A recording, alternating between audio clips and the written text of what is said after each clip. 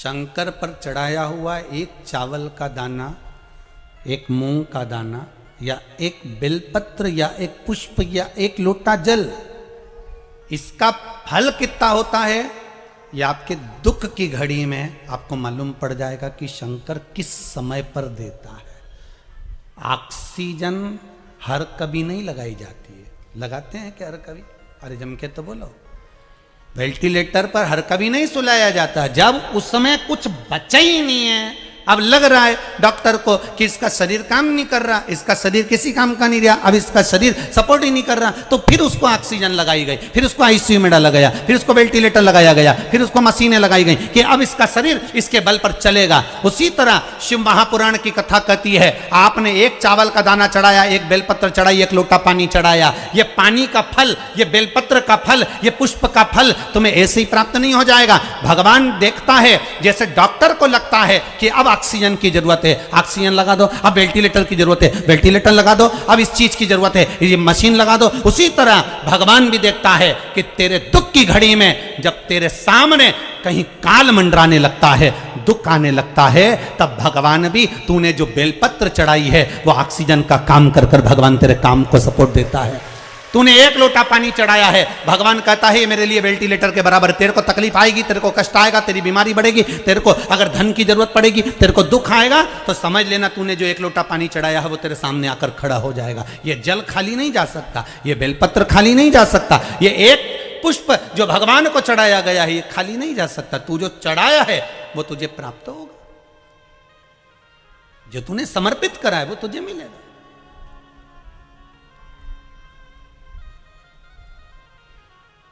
कई लोग कहते हैं शिव जी को चढ़ाया हुआ कैसे प्राप्त होगा? शंकर भगवान का कोई हम जो देते हैं, हम जो खर्च करते हैं, हम जो समर्पित करते हैं, उसका कुछ फल है?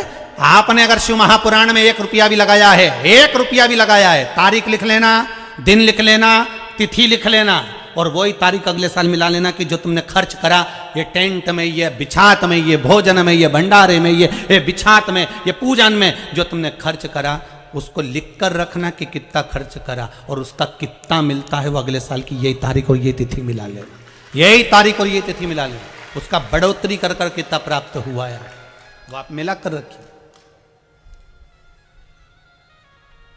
आपको कितना मिला वो बाबा ही जानता है,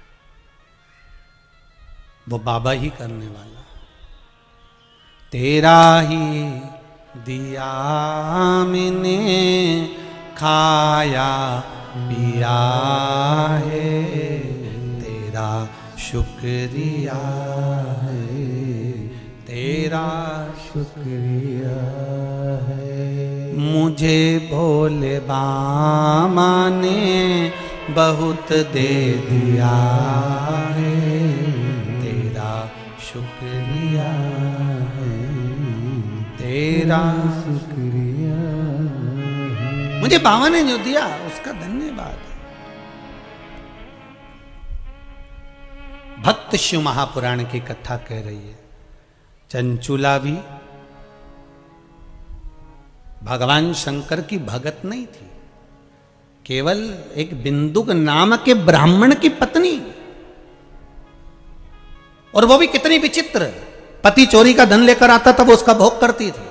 कभी शंकर जी के मंदिर में 1 लोटा पानी नहीं चढ़ाया उसने, कभी शिव जी के मंदिर में कभी उसने धोख नहीं लगाई, कभी शिव जी के मंदिर में उसने दिया नहीं लगाया, कभी शिव जी के मंदिर में जाकर उसने बेलपत्र नहीं चढ़ाई। वो तो बस केवल अपने वो धन जो पति लेकर आता था उसका भोग किया करती थी, केवल उसका भोग करती। कभी उसने सत्कर्म नहीं करा। उसने जीवन में एक सत्कर्म करा, वो काशी में गई, काशी की धरा पर पहुंची और काशी विश्वनाथ की उस धरा पर उसने पांव रखकर बस कुछ क्षण की शिव महापुराण की कथा सुन ली, गंगा का स्नान करा, चलने की तैयारी हुई, पांव फिसल गया, सिर फूट गया, और सिर फूटा और उसके प्राण निकल गए। अब कई लोगों के मन में आएगा कि बताओ, काशी में गई थी, गंगा नहाई थी, तो फिर तो उसको कुछ होना ही नहीं था, उसको तो बचना था। भगवान कभी बुरा नहीं करता, एक बात अपनी जिंदगी में उतार लो। वो जीवन में कभी किसी का बुरा नहीं करता, जिसका भी करा उसने अच्छा ही करा, बुरा करने का काम ही नहीं था उसके पास।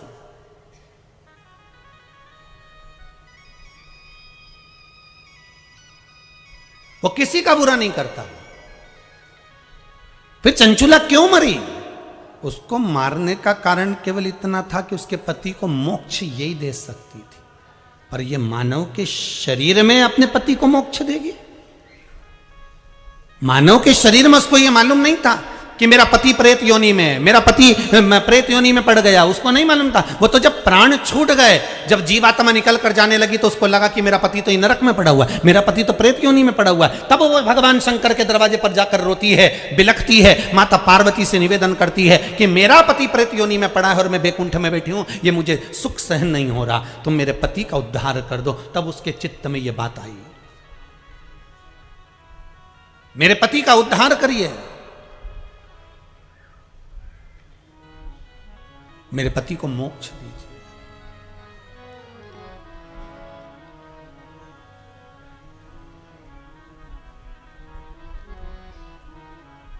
महाराज, अगर मेरे पति को मुक्ति मिल जाएगी तो मुझे सुख का भान उत्पन्न हो जाएगा। ठीक है,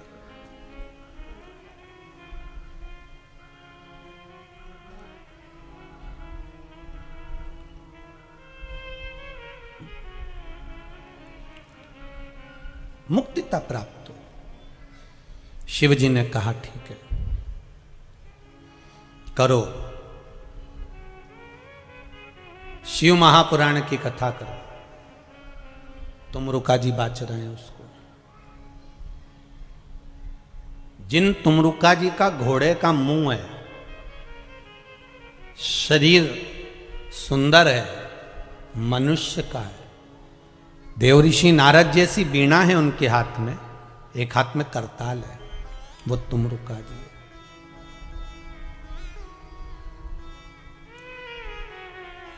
वो तुमरुका जी है जो शिव महापुराण की कथा को कर रहे हैं, बाच रहे हैं, सुना रहे हैं।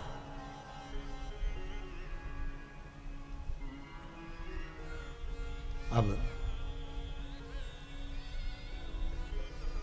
शंकर की कथा में मन एक भक्त का जब लगता है तो भगवान परीक्षा भी बहुत लेता है।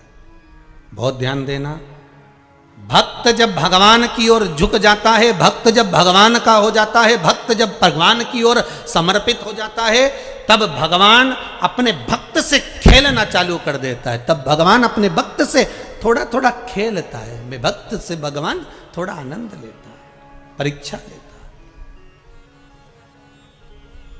है। एक बार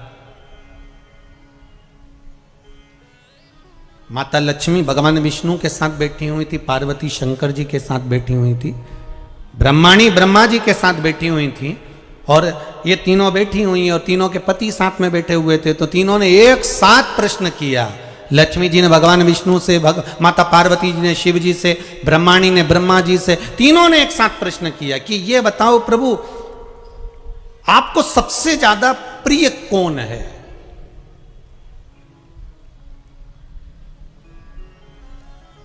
और प्रभु ये भी बता दीजिए कि आपसे बड़ा कौन है?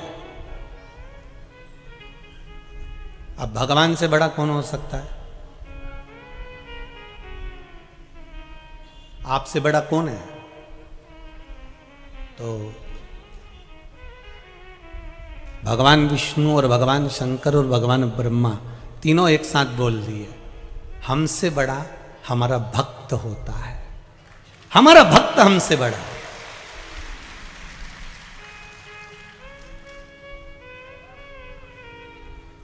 वो हमसे बड़ा है। इसीलिए शायद कहते होंगे कि भगत के वश में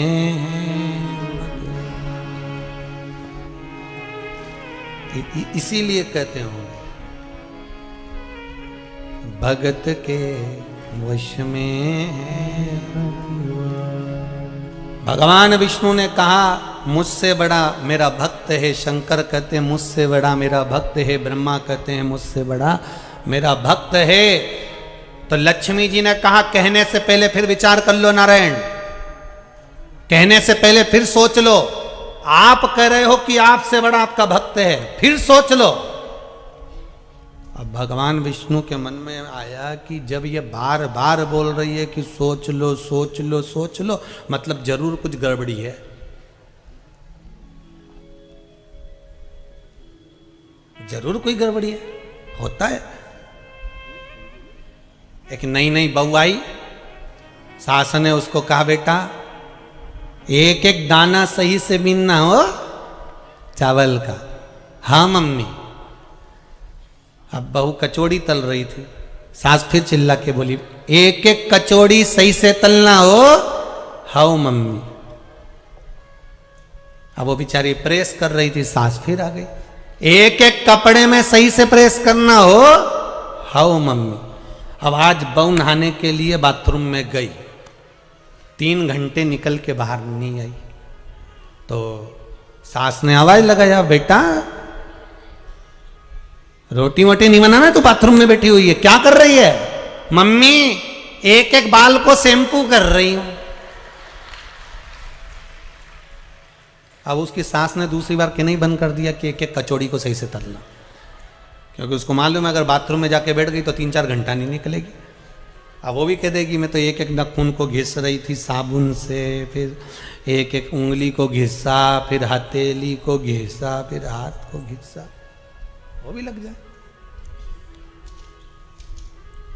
अब लक्ष्मी जी ने कहा कि आप ध्यान कर लो प्रभु, आपसे बड़ा कौन? भगवान विष्णु ने कहा भक्त। पार्वती जी ने भी पूछा आपसे बड़ा कौन? तो के भक्त। तो ब्रह्माणी भी कह रही है आपसे बड़ा कौन? तो ब्रह्मा जी के भक्त। तो इतने में पार्वती और ब्रह्माणी कुछ नहीं बोली, पर लक्ष्मी जी को तो कांटे से खून नहीं। लक्ष्मी जी को थोड़ा सा गुस्सा थोड़ा जल्दी आ जाता था, एकदम अचानक। ये होता है, जो अपने मायके से थोड़ा माल ज्यादा लाती है ना वो अकड़ में रहती है, ऐसा रहता है। तो लक्ष्मी जी जब ब्याई थी ना भगवान विष्णु के साथ में, तो लक्ष्मी जी जब भगवान विष्णु के साथ ब्याई थी तो समुद्र देवता ने कितना दिया था? रत्नाकर ने कितना दिया? रतन माणिक मोती सोना चांदी हीरा पन्ना अंबर पीतांबर सब लक्ष्मी जी के कन्यादान में दिया। तो लक्ष्मी जी को अहंकार रहता थोड़ा सा, तो लक्ष्मी जी ने कह दिया फिर विचार कर लो। भगवान विष्णु ने कहा कर लिया विचार, अच्छे से सोच लिया, सोच लिया। तुमसे बड़ा कौन? भगवान बोले भक्त। लक्ष्मी जी बोली ठीक है, अगर तुमसे बड़ा तुम्हारा भक्त है तो भक्त मेरा जेठ लगा। ठीक है, भक्त कौन लगा? लक्ष्मी जी का जेठ। अब लक्ष्मी जी उसकी क्या लगी? बहू। तो बहू जेठ से खुले सिर रहती है कि पर्दे में रहती है? जम के तो बोलो जरा। पर्दे में रहती है। इसीलिए जो भक्त होते हैं ना, इससे लक्ष्मी पर्दा कर कर रहती है इनके जीवन में। कई लोग कहते हैं हम मंदिर जाते हैं, हम भगवान का व्रत करते हैं, हम उपास करते हैं, हम ये करते हैं, पर भगवान हम ही को दुख क्यों देता है? लक्ष्मी जी पर्दे में, जेठ है भक्त, जेठ। थोड़ा भगवान विष्णु ने पूछा तुम कहना क्या चाहती हो? लक्ष्मी जी कहने लगी अगर भक्त आपसे बड़ा है तो वो मेरा जेठ हो गया और मैं उसकी बहू हो गई। इसलिए आपके भक्त लक्ष्मी जी से थोड़ी दूरी बनाकर रखेंगे, क्योंकि बहू में और जेठ में दूरी होती है।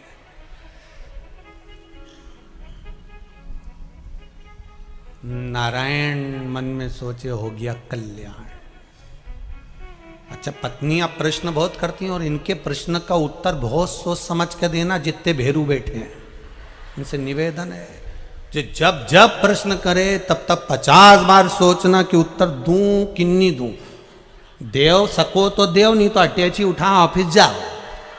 फालतू की बात करो ही मत ही। अपने पानी की बोतल उठाओ ने दुकान जाओ, अपने बोलना ही नहीं। ये कितना ही बोले पर अपने नहीं बोलना। ये तुम बोले और ये गर्जी, ये तुम बोले और ये गर्जी, तो तुम बोले ही मत। अब भगवान विष्णु को लगा कि लक्ष्मी जी बोल रही हैं कि मैं भक्तों से दूरी बनाकर रखूंगी क्योंकि वो मेरे जेठ हैं, तो मैं दूरी रखूंगी। शंकर भगवान ने बुलाया लक्ष्मी जी को, इधर आओ लक्ष्मी, आपको मालूम है आपका विवाह भगवान विष्णु के साथ किसने करा? आपको मालूम है? लक्ष्मी जी ने कहा हाँ प्रभु मुझे मालूम है। किसने कराया? लक्ष्मी जी बोली आपने कराया। आपको मालूम है? आपकी मां ख्याति देवी, लक्ष्मी जी की मां का नाम था ख्याति।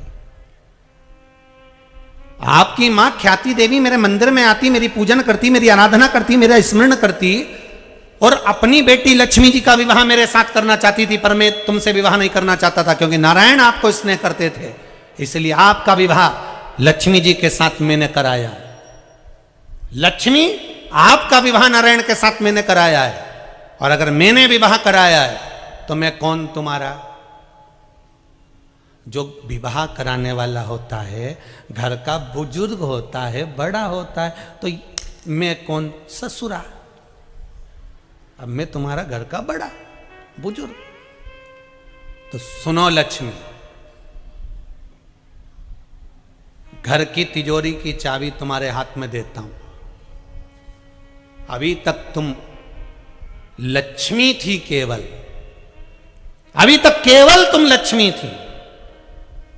लक्ष्मी, आज से मैं अपनी तिजोरी की चाबी तुम्हें देता हूं, मतलब तुम्हारे घर में कोई भी आएगा, चाहे भक्त आए चाहे साधारण सा व्यक्ति आए, सबको लक्ष्मी देना पड़ेगी। तो तुम्हें तिजोरी की चाबी दे रहा हूं। आज से मेरा महादेव नाम का आगे का नाम महा तुझे दे रहा हूं। आज से तू लक्ष्मी नहीं रही, क्या नाम पड़ गया? जम के बोलिए जरा। महालक्ष्मी हो गई। मैंने अपना महासंबोधन तेरे को दे दिया, मतलब तिजोरी की चाबी तेरे को। अब भगवान विष्णु खुश हो गए। भगवान विष्णु ने कहा वाह वाह प्रभु, बड़ी गजब कर दी आपने। ये तो भक्तों से दूरी बना रही थी, पर आपने कृपा कर दी और आपने इसको महालक्ष्मी बना दिया। भगवान शंकर ने कहा सुनो लक्ष्मी, आज से मैंने आपको महालक्ष्मी बनाया है, पर एक बात का ध्यान रखना लक्ष्मी। सुन लक्ष्मी, भक्त हो चाहे साधारण सा मानव हो, जब शंकर का स्मरण करेगा, शिव नाम की भक्ति करेगा, चाहे वो किसी का भी भक्त हो, चाहे वो राम का, कृष्ण का, नारायण का, किसी का भी भक्त हो, अगर शंकर का नाम लेता है तो लक्ष्मी तुझे उसका भंडार भरना ही पड़ेगा, चाहे कोई भी। लक्ष्मी को महालक्ष्मी कर, तू भंडार भरना।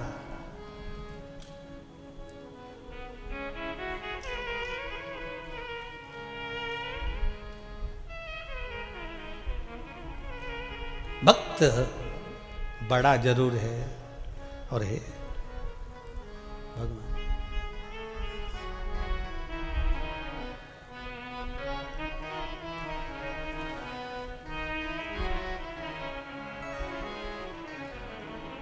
भक्त बड़ा, भगवान छोटा। माना भगत के वश में है, भगत के वश में है भगवान। भगत बिना ये कुछ भी नहीं है, भगत बिना ये कुछ भी नहीं है। भगत हैं इनके प्राण, भगत के वश में है भगवान। भगत के वश में है भगवान। भगत डमरू वाले के काशी नित डोला करती, गंगा जल में स्नान वो करती, काशी शंभु बोला करती। भगत बिना वो कुछ भी नहीं है, भगत बिना वो कुछ भी नहीं है। भगत हैं उनकी जान, भगत के वश में है भगवान, भगत के वश में है भगवान। आप अगर शिव की उपासना में लगे हो, शंकर की भक्ति में लगे हो, भगवान के भजन में डूबे हुए हो, आएगा दुख। संसार में मनुष्य को मिलना है, पर शिव की भक्ति आपको परमात्मा तक ले जाएगी। और यह मत सोचना कि धन नहीं मिलेगा, संपदा नहीं मिलेगी।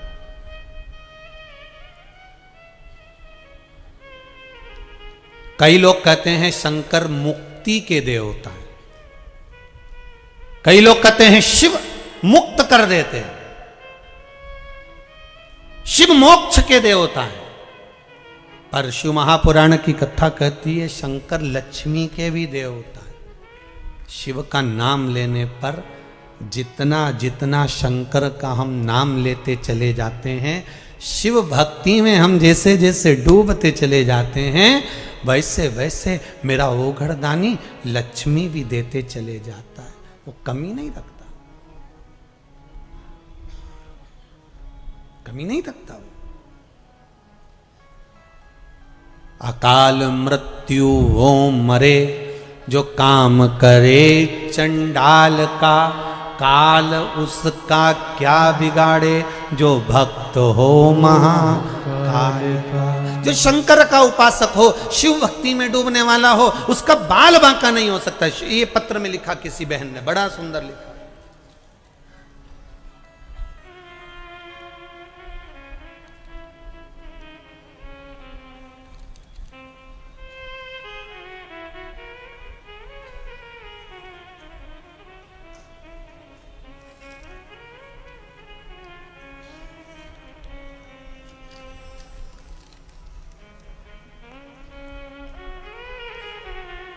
मैं विद्या महोनिया महासमुंद छत्तीसगढ़ से आई हूँ। कहाँ बैठी हैं? जहाँ बैठे हो आप ही हैं। दोनों हाथ उठा दो एक बार। हर हर महादेव। आपने पत्र में लिखा है गुरुजी, मेरी छोटी बहन का लड़का अचानक खाना पीना बंद कर दिया। डॉक्टरों ने भी कह दिया कि इसका खाना पीना इसके शरीर के लिए सब छूट जाएगा और धीरे धीरे ये कालग्रसित होता चले जाएगा। डॉक्टर को दिखाया, बीमारी का पता नहीं पल पाया, पर शरीर धीरे धीरे धीरे धीरे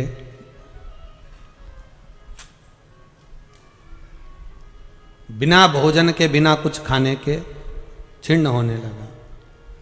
पर गुरुदेव, पशुपति व्रत मेरी बहन ने शिव महापुराण की कथा में सुना था और करना प्रारंभ करा। उस व्रत का फल क्या होता है गुरुदेव? कोई मुझसे पूछे, आपने पत्र में लिखा है दीदी, बहुत बहुत धन्यवाद। आपने लिखा है उस व्रत का फल क्या होता है। पहला सोमवार का व्रत करा और मेरे उस बहन के बच्चे ने मुख में पहला निवाला लेना प्रारंभ कर लिया था। दूसरा व्रत करा, मेरी बहन के बच्चे ने एक रोटी खाई, और तीसरा व्रत करा, वो अच्छे से भोजन करना चालू कर दिया। डॉक्टर भी आश्चर्य में पड़ गए कि इसका तो क्या होना था और कैसे रह गया। ये डॉक्टर भी आश्चर्य में। बैठो बहन, बहुत बहुत हर हर महादेव। शिव उपासना का फल किसको कहते हैं? शंकर की उपासना किसको कहते हैं? एक बहन ने और सुंदर पत्र लिखा है गुरु।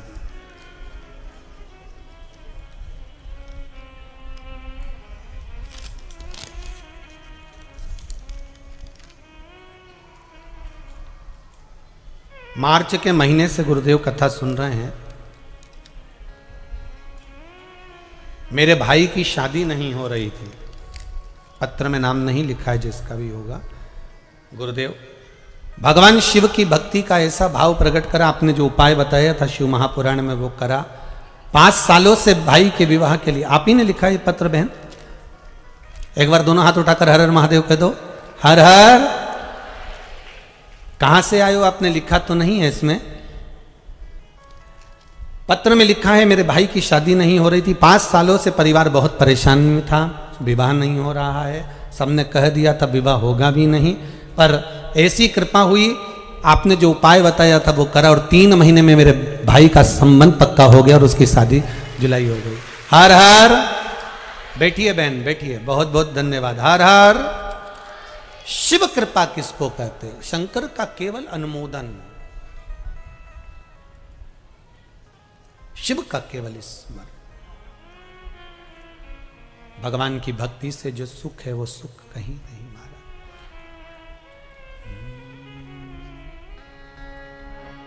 ओम कहने से तर जाएगा तेरा जीवन, संवर जाएगा शिव कहने से तर जाएगा तेरा जीवन, संवर जाएगा। बड़ी मुश्किल से ये तन मिला, नाम लेने को ये मन मिला।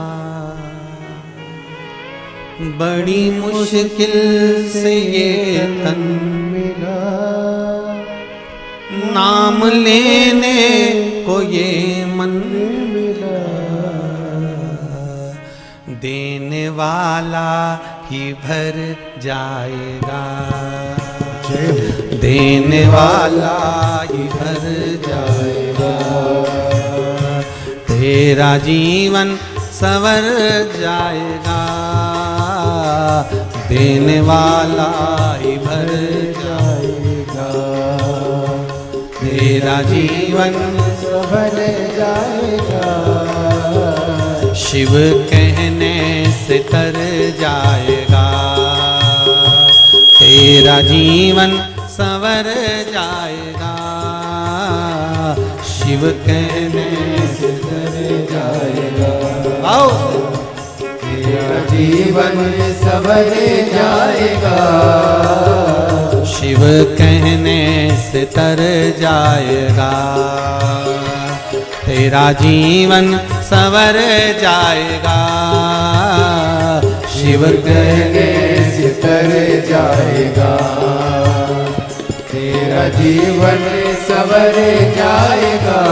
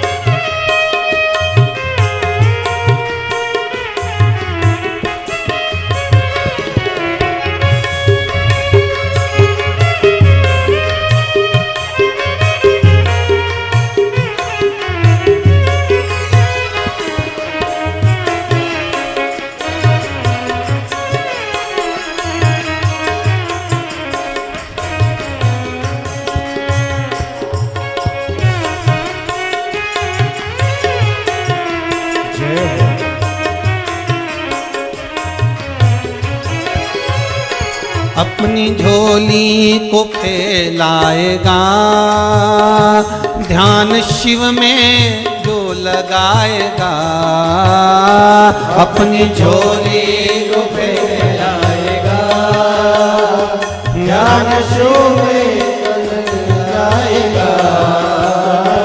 अपनी झोली को फैलाएगा, ध्यान शिव में जो लगाएगा। अपनी झोली को फैलाएगा, ध्यान शिव में जो लगाएगा। ज्ञान तुझ में वो भर जाएगा, ज्ञान तुझ में वो भर जाएगा तेरा जीवन, संवर जाएगा। ज्ञान तुझ में वो भर जाएगा तेरा जीवन, संवर जाएगा। शिव कहने से तर जाएगा तेरा जीवन, संवर जाएगा शिव कहने से तर जाएगा, तेरा जीवन संवर जाएगा।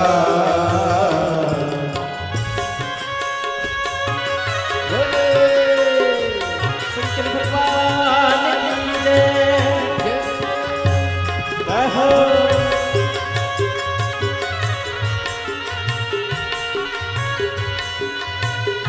जय हो।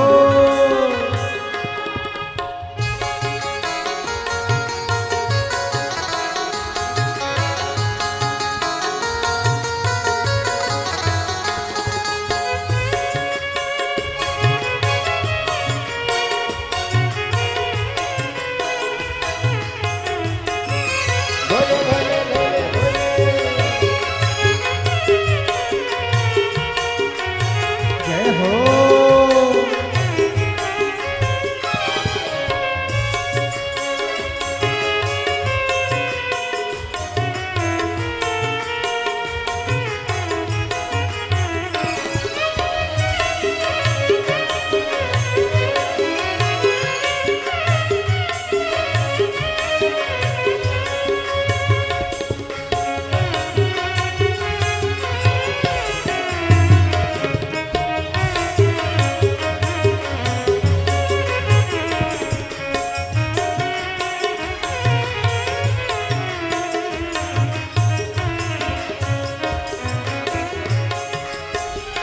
बड़ी मुश्किल से ये तन मिला, नाम लेने को ये मन मिला। बड़ी मुश्किल से ये तन मिला, नाम लेने को ये मन मिला।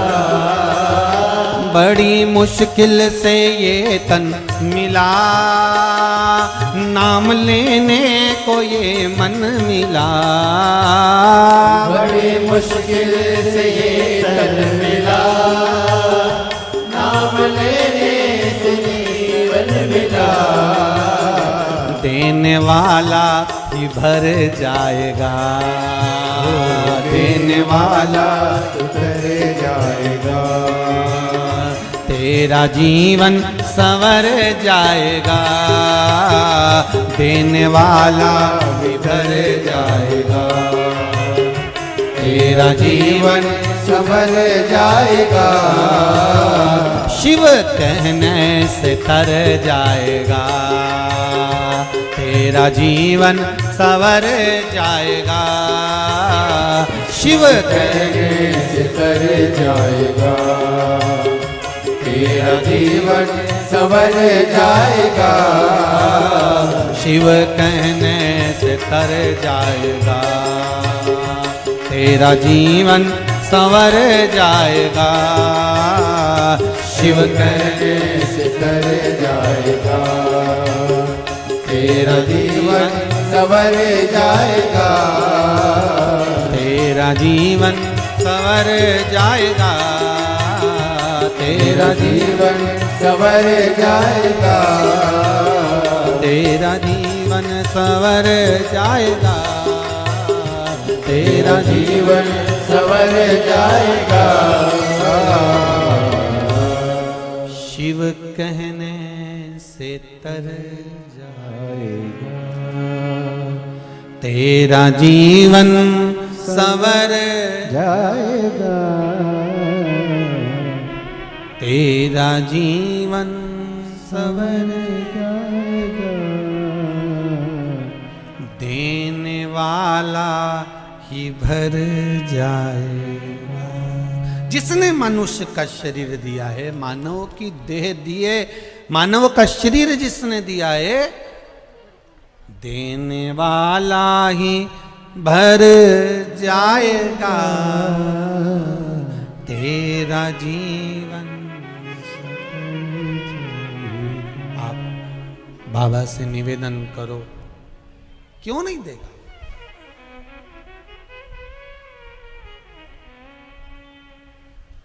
भक्त बड़ा कि भगवान?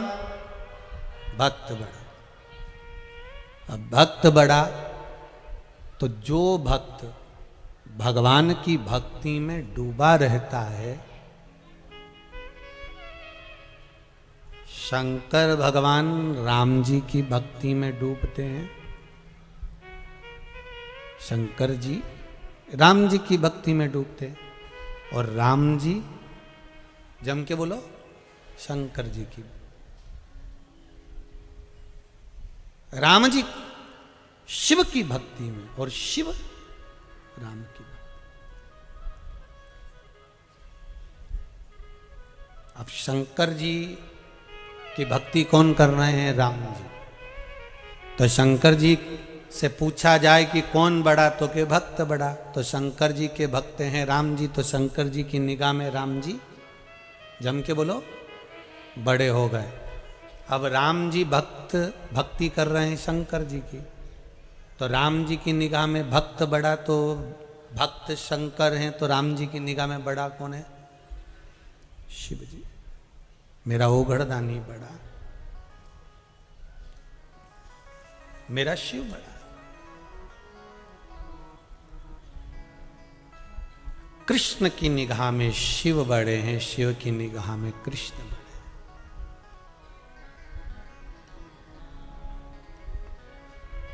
जितने जितने भक्त हैं ना शंकर की कथा सुनने वाले,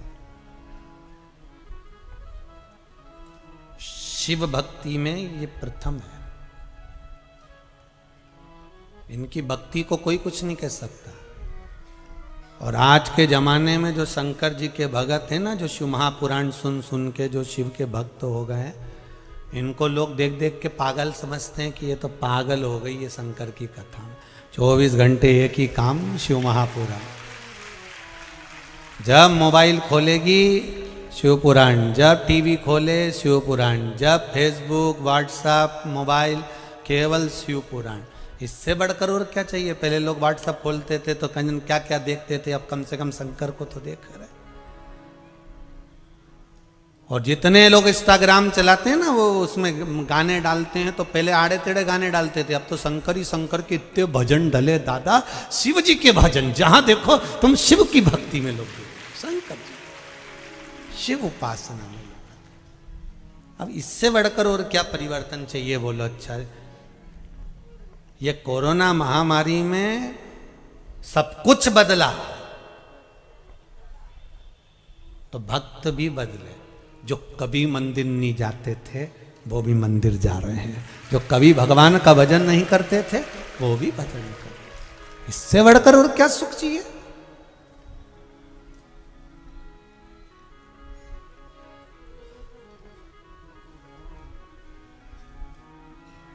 और फिर सुन लो रे धान के कटोरे वाले,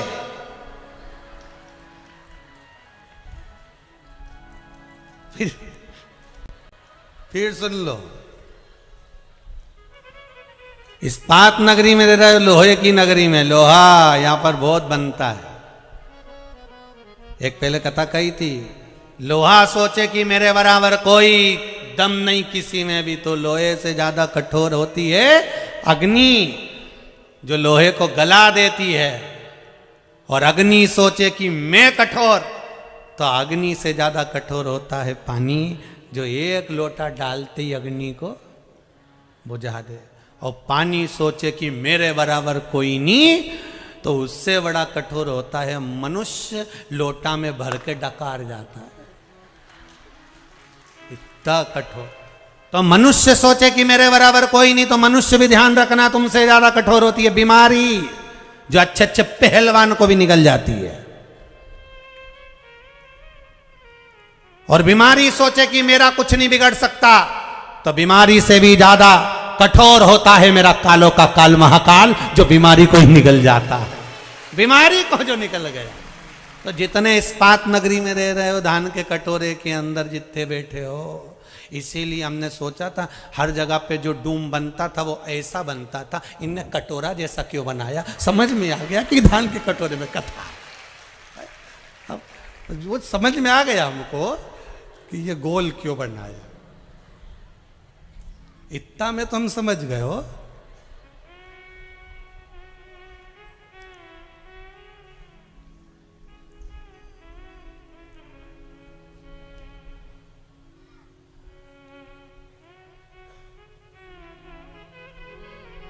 अब सवेरे सवेरे 5-6 बजे हम यहाँ पहुँचे भिलाई। तो ये कामाख्या सेवा समिति की माताएं और भाई लोग वहाँ आए लेने के लिए। तो वो सब पाँव धो रही थी वहीं बस स्टैंड के पास में, वहीं चौराहे पे, और वो पुल के पास में सब पाँव धोए। तो वो एक दूसरे से के तू धो ले, फिर वो धोए, फिर वो धोए, फिर वो धोए। अब हमने कहा एक ही धो लो, बाकी का सब हाथ लगा लो। तो सबने हाथ लगाया तो वो उसके पास में उसका भेरू बैठा था। अब सबने हाथ वो भेरू को लगा लिया। अब वो भेरू का हाथ लगाया तो जो पास में बैठी थी उन्हें जो आंख से देखा तो सब पलट गए। हमने कहा जय हो मेरी कामाख्या मैया, गजब जोरदार। तो भक्त भक्त होता, उसको भजन में कुछ शुद्धता ना आ रहा है। और शिव महापुराण की यही सबसे बड़ी आनंदता कि आपको आग लगे बस्ती में और अपन रहो, अपने मस्त रहिए। जो ज्यादा गाली दे, ताना दे, अपशब्द बोले, जो तुमको ताने पर ताना दे, तुम और जोरदार खजूर वाली चोटी बना और ऐसा बक्कल लगाओ ऐसा वाला, और फिर निकलो जा बोलते रहे बोले। तो अपन तो अपनी भक्ति करो, शंकर के भजन में डूबे रहो, राम नाम कृष्ण नाम में डूबो, अपने क्या करना।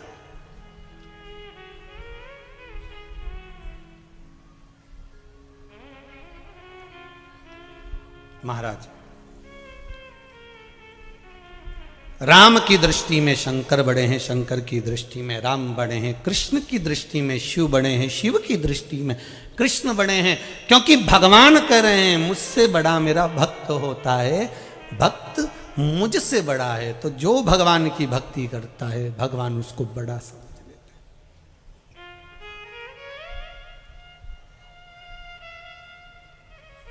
फिर वो कैसा भी भक्त हो। देवराज नाम का ब्राह्मण चोरी का धन लेकर शंकर जी के मंदिर में गया था। ब्राह्मण देवता कथा सुना रहे थे और एक क्षण की कथा उसके कानों में पड़ गई और वहां से वो चल दिया। अब जो ब्राह्मण देवता कथा सुना रहे थे उनको क्या मालूम था कि चोर है, वो तो भक्त समझ रहे थे।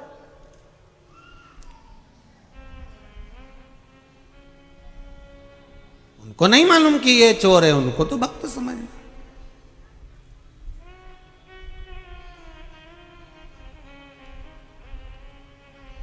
जैसे बेलपत्र के वृक्ष के नीचे चढ़ाया गया पानी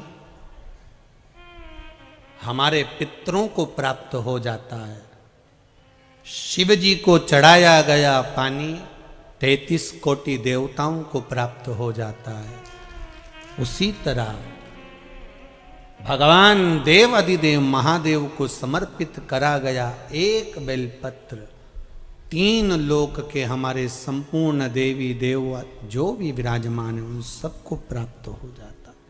जल की बड़ी महत्वता है कि जल शिवजी को जब चढ़ाया जाता है, जल जब हम बेलपत्री के पेड़ के नीचे चढ़ाते हैं, पीपल के वृक्ष के नीचे जल चढ़ाते हैं, आंवले के वृक्ष के नीचे जल चढ़ाते हैं, तो उसकी कितनी कितनी महत्वता होती है।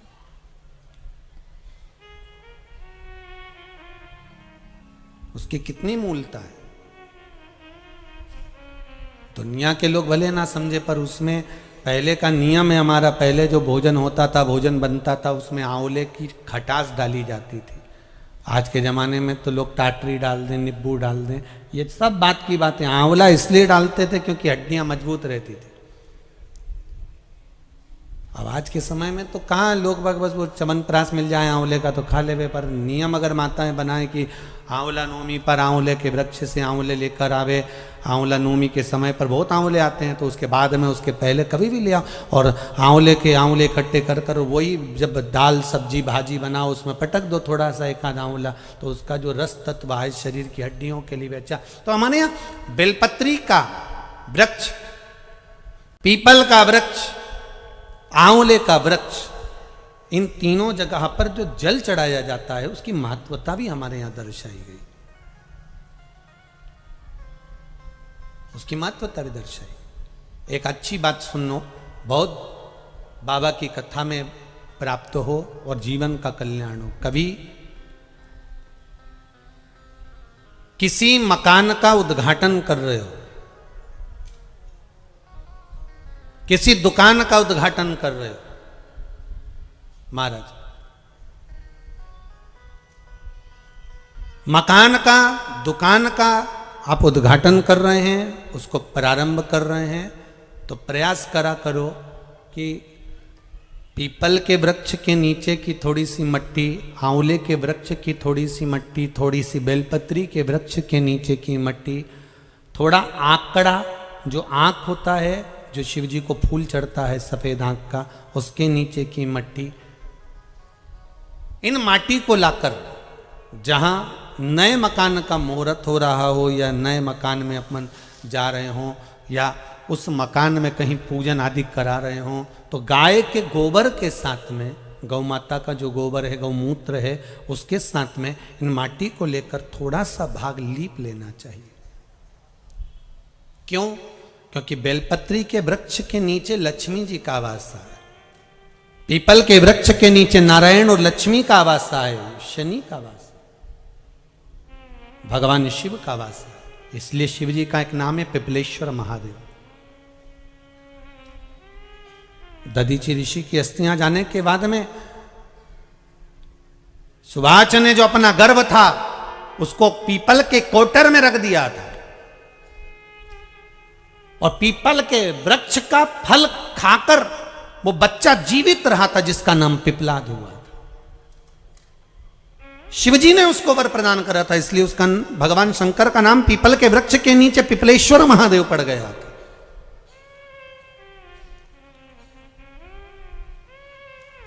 भगवान शिव का नाम पिपलेश्वर महादेव। तो यहां जो नारायण, भगवान विष्णु, भगवान ब्रह्मा, भगवान शिव आंवले के वृक्ष के नीचे विराजमान है अपनी अपनी संगनी के साथ, तो वहां की मिट्टी सुख प्रदान करती है। पीपल के वृक्ष के नीचे की मिट्टी सुख प्रदान करती है, बेलपत्री के वृक्ष के नीचे की मिट्टी सुख प्रदान करती है, हमको आनंद की अनुभूति करा देती है।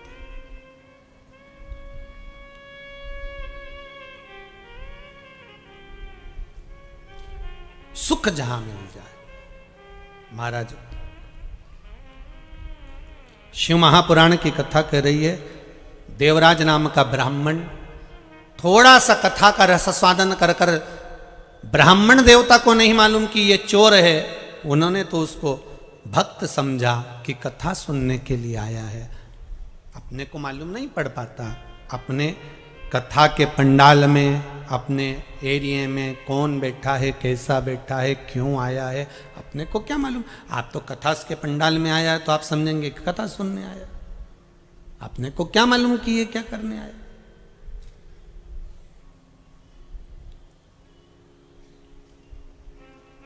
हमें अंदाजा नहीं है कि वो क्या करने के लिए आया, हमें तो अंदाजा इस बात का है कि वो कथा सुनने के लिए आया,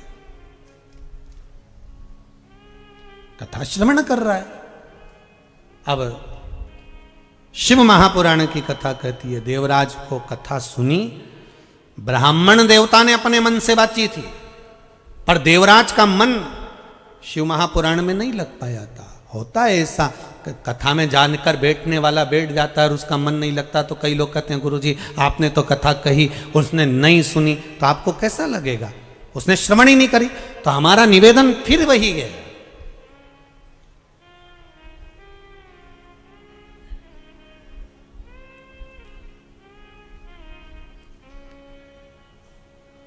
पत्थर को पानी में डाल दीजिए, पत्थर नहीं गलेगा, पर सूर्य की तपन से पत्थर शीतल तो रहेगा। उसी तरह आप अगर कथा में जाकर बैठे हो, कथा श्रवण करने के लिए बैठे हो, तो ये पक्का है आपका मन लगे ना लगे, पर कम से कम 3 घंटे आप झूठ बोलने से, पाप करने से, छल करने से, बेईमानी करने से, प्रपंच करने से बचोगे तो सही। भले आपका मन कथा में नहीं लगे, भले आपका चित्त कथा में ना जाए, भले आपका मन कथा में नहीं पहुंच रहा, पर 3 घंटे आप सत्कर्म तो कर रहे हो, 3 घंटे कहीं पाप तो नहीं कर रहे, 3 घंटे आप झूठ तो नहीं बोल रहे, 3 घंटे आप बेईमानी तो नहीं कर रहे, 3 घंटे आप कथा में बैठकर कहीं झूठ प्रपंच तो नहीं कर रहे, इतना ही बच गए ना, वही बहुत है, उतना ही बहुत है बचना।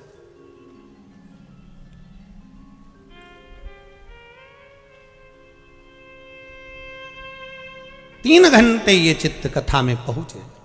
शिव महापुराण की कथा कहती है देवराज का मन कथा में नहीं लगा था, देवराज का चित्त कथा में नहीं लगा। और देवराज का जब मन कथा में नहीं लगा, देवराज का चित्त जब कथा में नहीं लगा, तो देवराज ने ये बात अपनी चित्तवृत्ति में उतार ली और गया। और मंदिर से बाहर निकलने के बाद एक बेलपत्री के पेड़ के नीचे उसका जब प्राण छूटे, एक बेलपत्री के वृक्ष के नीचे जब उसके प्राण निकले, तब भगवान शिव नंदी लेकर खड़े हुए थे। तो देवराज के मन में यह बात आ गई कि मैंने कथा सुनी नहीं,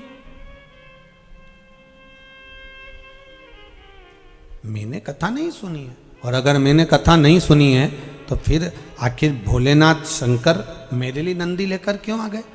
तो स्वयं देवराज ने शिव जी से पूछा कि प्रभु मेरा मन कथा में नहीं लगा, मेरा चित्त कथा में नहीं लगा, मैं कथा में नहीं पहुंचा, फिर आप नंदी लेकर कैसे आ गए? शंकर भगवान ने कहा उसका एक कारण था देवराज, कि एक तो तू शिव मंदिर के दरवाजे पर पहुंच गया, दूसरा तेरा मन लगा ना लगा पर तू शिव महापुराण में जाकर बैठ गया, और तीसरा तूने जहां प्राणों को त्यागा, ये बेलपत्री के वृक्ष की छांव है जिसके नीचे तूने प्राणों को त्यागा, इसलिए मैं स्वयं तुझे लेने के लिए आया,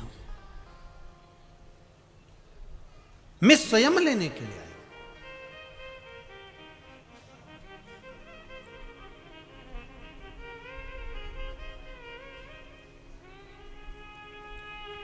एक दान छोटा सा होता है और एक दान बड़ा सा होता है। बहुत अच्छी भाषा में समझिएगा इसको। आपने किसी को तुलसी का इतना सा पौधा दिया, आपने किसी को बेलपत्री का एक काली सी पॉलिथीन में इतना बड़ा पौधा दिया।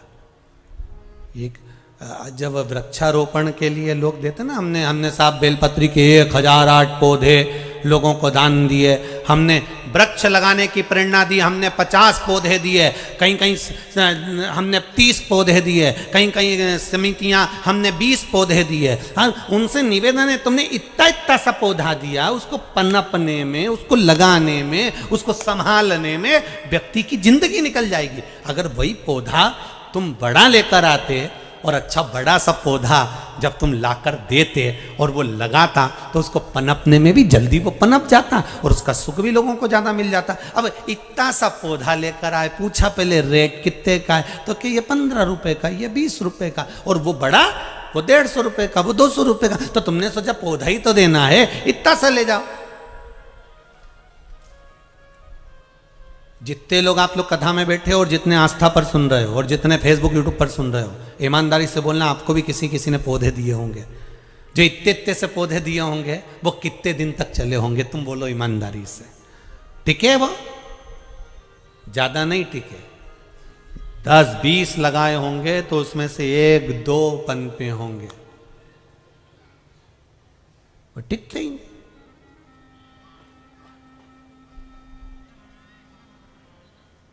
जैसे बेलपत्री के पौधे का दान छोटा दिया जाता है, तो वो बेलपत्री का पौधा तो तुमने दिया, तुमने दान भी किया, तुमने पुण्य भी करा, तुमने सत्कर्म भी करा, पर 10 लोगों को देने से अच्छा है। 10 रुपए का एक पौधा था, 10 लोगों का पौधा एक जगह लेकर आते, 100 रुपए का इतना बड़ा पौधा खरीदते और उसको कहीं एक जगह लगवा देते, तो उसका दान का एक आनंद दूसरा हो जाता। अब वो 10 जगह दिए पर वो 10 जगह ही नहीं पनप पाए, तो उसका कोई सुख नहीं। उसी तरह शिव महापुराण की कथा कहती है कि मंत्र जाप करो, मना नहीं है, पर मंत्र जाप का सबसे बड़ा सुख ये है कि केवल एक बार श्री शिवाय नमस्तुभ्यम बोला और छोड़ दिया, या एक बार पंचाक्षर मंत्र ओम नमः शिवाय बोले, या एक बार महामृत्युंजय मंत्र का जाप करा उसके बाद नहीं लिया, या एक बार भोजन करा उसके बाद एक साल नहीं करा, या एक बार फलाहार खाया उसके बाद खाया ही नहीं एक साल तक, तो उसका मतलब कुछ नहीं है। शिव महापुराण की कथा कहती है, कई लोग कहते हैं गुरुजी हमने ये उपाय करा और हमारा 3 महीने में काम होना चाहिए, तो होगा, परंतु एक शर्त है कि पौधा, समझ गए, बड़ा होना चाहिए। मतलब तुमने जो उपाय करा, करने के बाद तुम्हारे मुख से शंकर का गुणगान होना चाहिए कि मेरा शंभु मेरा ये कार्य करेगा। श्री शिवाय नमस्तुभ्यम, ओम नमः शिवाय, पंचाक्षर मंत्र, मूल मंत्र शिव महापुराण का या महामृत्युंजय मंत्र आपके मुख से आपने उपाय करा, पर साथ में शंकर का भजन करना जरूरी है। पौधा बड़ा करना है तो जल तो डालना पड़ेगा, कार्य सिद्ध करना है तो शंकर का गुणगान करना पड़ेगा, शिव का स्मरण करना पड़ेगा। भक्त शिव महापुराण की कथा कर रही है, देवराज से भगवान शंकर कर रहे हैं कि तूने मेरे मंदिर में प्रवेश करा, पहला, दूसरा शिव महापुराण की कथा सुनी, तीसरा बेलपत्री के वृक्ष के नीचे प्राणों को त्यागा, ये तेरे को सुख दे गया, इसलिए मैं स्वयं तुझे लेने के लिए आ गया। शिव महापुराण की कथा कहती है अगर भूल से भी व्यक्ति शंकर जी के मंदिर के बाहर से भी निकल जाता है तो भी शंकर करुणा कर देते हैं साहब, तो भी शिव कृपा कर, मात्र भूल से निकल गया।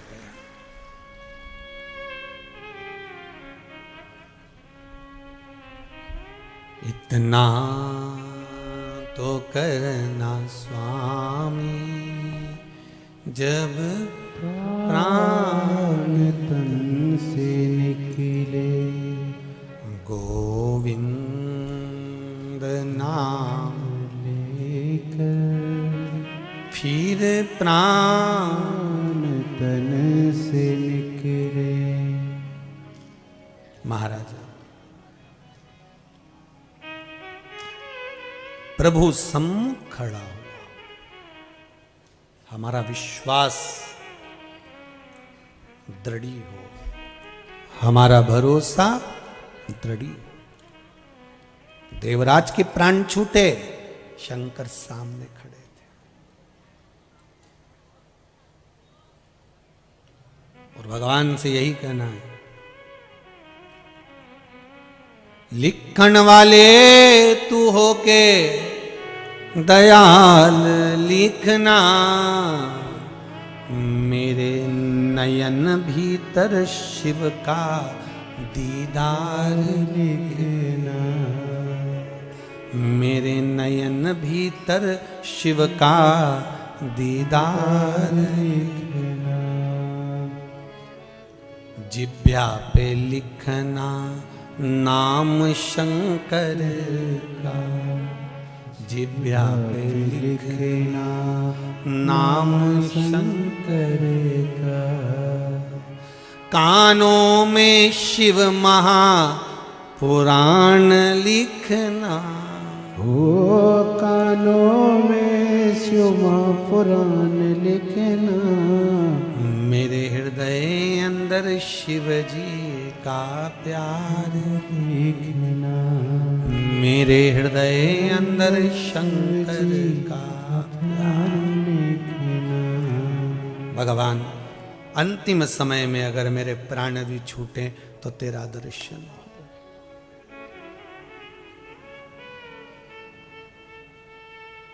भक्त क्या चाहता है भगवान से?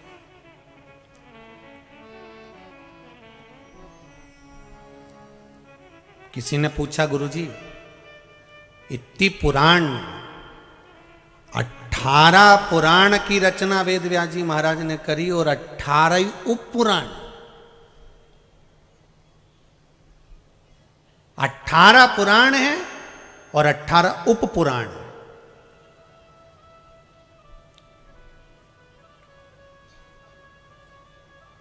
अब देखिए 18 पुराण और 18 उप पुराण में किसी पुराण में उपाय नहीं लिखे, केवल शंकर भगवान की शिव महापुराण में वेद व्यास जी ने एक एक चीज लिख कर दे दिया कि ये चढ़ाना तो इससे ये फल मिलेगा।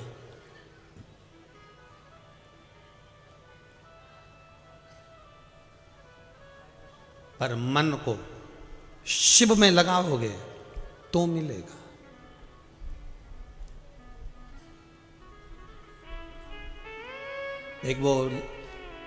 एक भगत बड़ी सुंदर लाइन गाते थे महाराज कि प्रीत करो सो ऐसी कर जो जैसे लोटा डोर, और गलो फसावे आपनो जी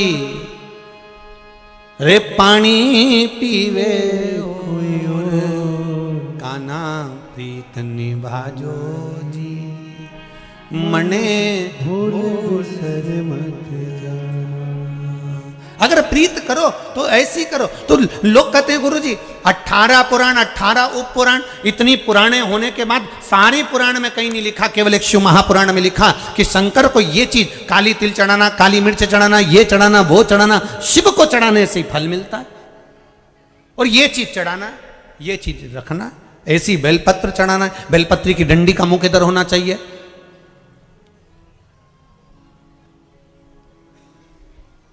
भगवान शिव को चावल चढ़ाना है आखा, नंदी को हरी मूंग चढ़ाना है, बेलपत्र चढ़ाना है। ये सब शिव महापुराण में वर्णन कर दिया। ये चढ़ाना, वो चढ़ाना, शिव को हल्दी, शिव को लेपन, शिव को चंदन, शिव को कैसर, ये सब शिव महापुराण में करा, बाकी की पुराणों में नहीं। तो वेद व्यास जी से अगर किसी ने पूछा हो या वर्णन करा हो तो हम तो एक ही बात कहेंगे, महाराज ब्रह्मा ब्रह्मलोक के देवता हैं, भगवान विष्णु वैकुंठ के देवता हैं, पर मृत्यु लोक के अगर कोई देव हैं तो वो महादेव हैं।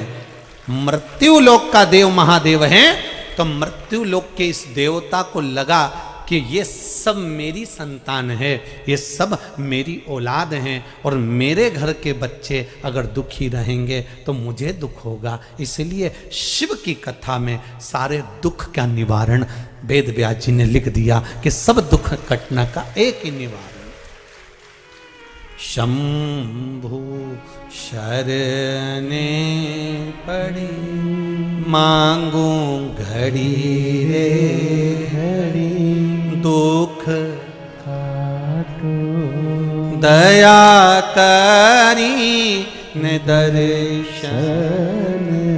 हे बाबा, हमारे दुख को मिटाने का केवल एक साधन हो सकता है, वो शिव की भक्ति है, शंकर का स्मरण है, शंकर का अनुमोदन है। कैसे मिलेगा शिव? हम घर से भाग जाएं शंकर को पाने के लिए, हम कहीं चले जाएं शिव को पाने के लिए? नहीं नहीं भाई। एक राजा एक घोड़े पर बैठकर गया और लोहे का काम हो रहा था, घोड़े को प्यास लग रही थी, घोड़ा आगे बढ़ नहीं रहा था।